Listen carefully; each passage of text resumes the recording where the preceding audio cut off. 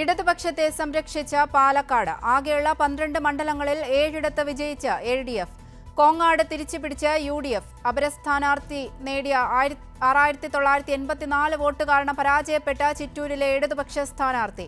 CPIM വിട്ട UDF സ്ഥാനാർത്ഥിയായി ഒറ്റപ്പാലത്ത് മത്സരിച്ച PK ശശിക്ക് വൻ പരാജയം. ജില്ലയിലെ ഏറ്റവും ഉയർന്ന ഭൂരിപക്ഷത്തിൽ LDF സ്ഥാനാർത്ഥി K പ്രേംകുമാറിനെ വിജയിപ്പ് ഒറ്റപ്പാലത്തെ വോട്ടർമാർ. തെരഞ്ഞെടുപ്പ് പ്രഖ്യാപിച്ചതു മുതൽ ശ്രദ്ധാകേന്ദ്രമായ നിരവധി മണ്ഡലങ്ങൾ ഉൾപ്പെട്ട ജില്ലയാണ് പാലക്കാട്.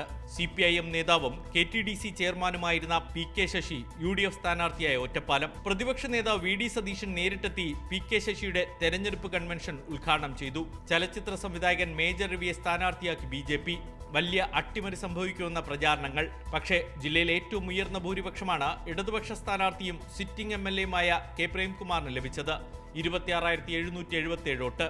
PK ശശിക്ക് കോൺഗ്രസ് വോട്ടുകൾ പോലും നേടാൻ കഴിഞ്ഞില്ല. വോട്ടെണ്ണലിന്റെ അവസാന റൗണ്ടുകളിൽ BJP സ്ഥാനാർത്ഥിക്കും പിന്നിലായിപ്പോയി PK ശശി.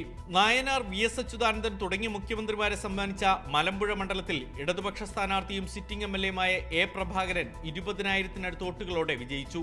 A സുരേഷിനെ കോൺഗ്രസ് സ്ഥാനാർത്ഥിയാക്കിയപ്പോൾ ശ്രദ്ധാകേന്ദ്രമായ മണ്ഡലമാണ് മലമ്പുഴ. മണ്ഡലം പിടിക്കാൻ സംസ്ഥാന വൈസ് പ്രസിഡന്റ് C കൃഷ്ണകുമാർ ആയിരുന്നു BJPയുടെ സ്ഥാനാർത്ഥി.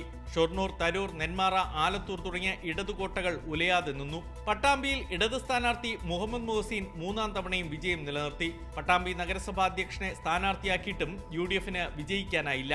9,442 വോട്ടാണ് മുഹമ്മദ് മുഹസീന്റെ ഭൂരിപക്ഷം.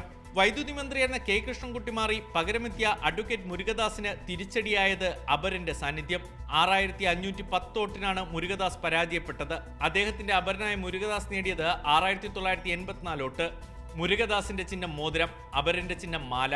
രണ്ടും പ്രിന്റ് ചെയ്തു വന്നപ്പോൾ ഒരുപോലെ. തമിഴ്നാടുമായി അതിർത്തി പങ്കിടുന്ന മണ്ഡലമാണ് ചിറ്റൂർ.